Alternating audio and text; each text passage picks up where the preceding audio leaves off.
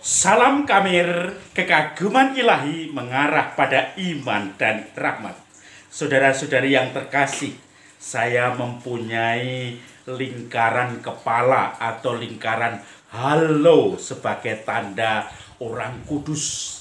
Kalau kita melihat gambar-gambar patung-patung orang kudus, Yesus, Maria, Yusuf, semuanya dikasih lingkaran.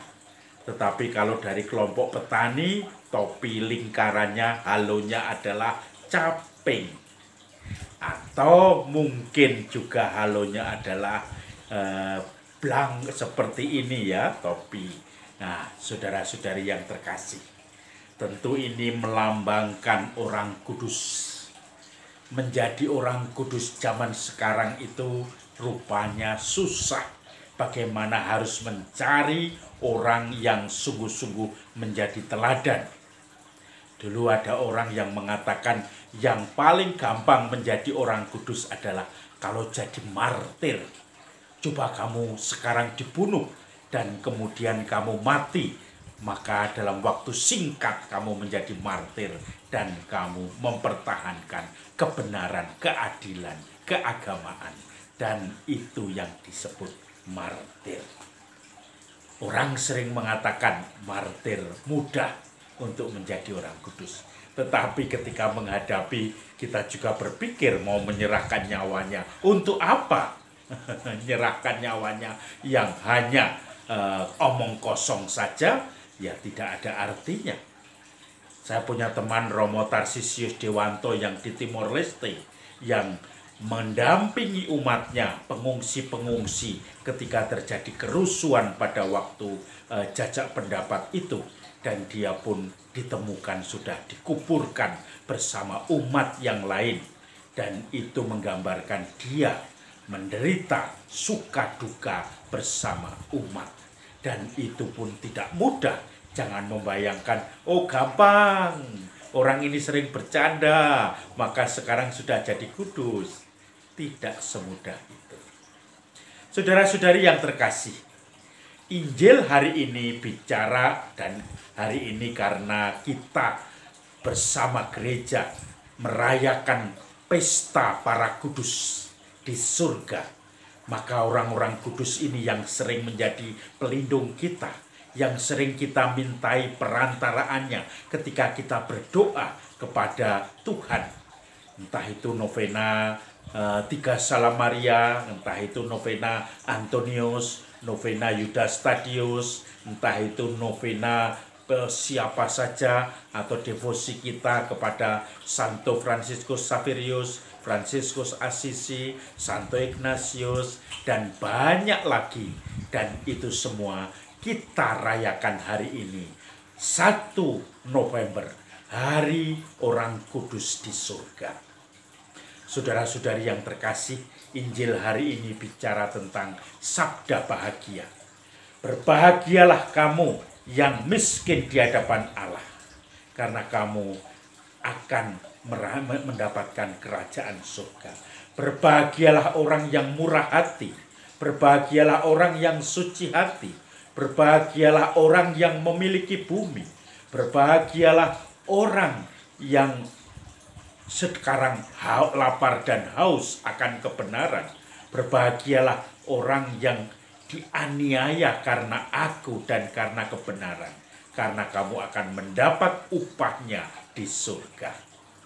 Saudara-saudari yang terkasih, orang yang berbahagia, yang menghayati sabda bahagia tadi, adalah orang-orang yang sungguh sumeleh dalam hidup modern ini. Tentu saja kesuciannya akan berbeda dengan kesucian zaman dulu. Tetapi saya teringat bagaimana Paus kita mengatakan, sekarang ini kita harus menemukan orang-orang kudus di sekitar kita dalam kehidupan sehari-hari. Dikatakan dalam bahasa Inggris adalah the saints of the next door. The saint, santo, santa, orang-orang kudus tetangga kita, samping pintu atau kamar kita, di sekitar kita. Itu menjadikan sesuatu yang sungguh teladan untuk hidup modern. bukan yang muluk-muluk tetapi yang sungguh-sungguh memberi contoh kehidupan. Saya mempunyai seorang kenalan yang bagi saya menjadikan teladan bagi saya.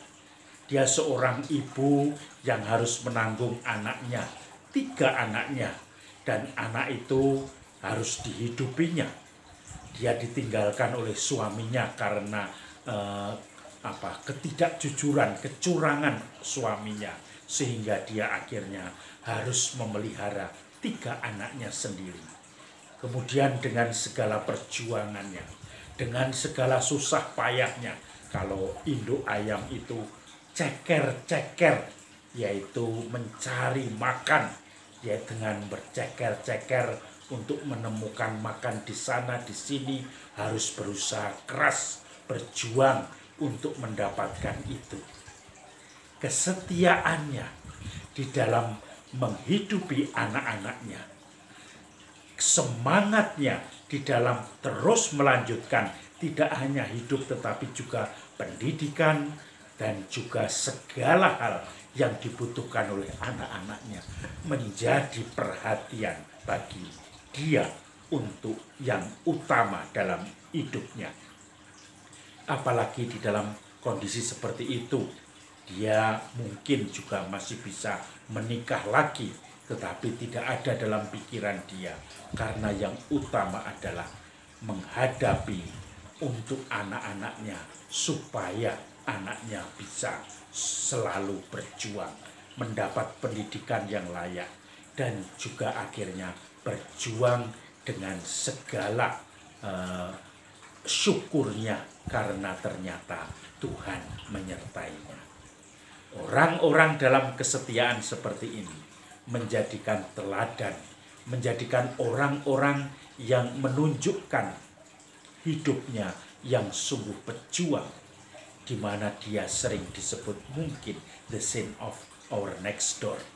Orang tua yang dengan tekun, dengan gagah berani berjuang untuk mendapatkan penghasilan guna menghidupi anak-anaknya sekaligus pendidikannya. Dan ini menjadikan sesuatu perjuangan yang tentu saja membanggakan bagi dirinya. Maka saudara-saudari yang terkasih, mari kita temukan Santo Santa orang kudus pada zaman sekarang. Tidak hanya menemukan, mungkin kita juga diundang untuk berusaha menjadi orang kudus yang selalu berjuang, bertanggung jawab akan tugas-tugas kita dan mereka yang dipercayakan Tuhan kepada kita. Salam Kamir, kekaguman ilahi mengarah pada iman dan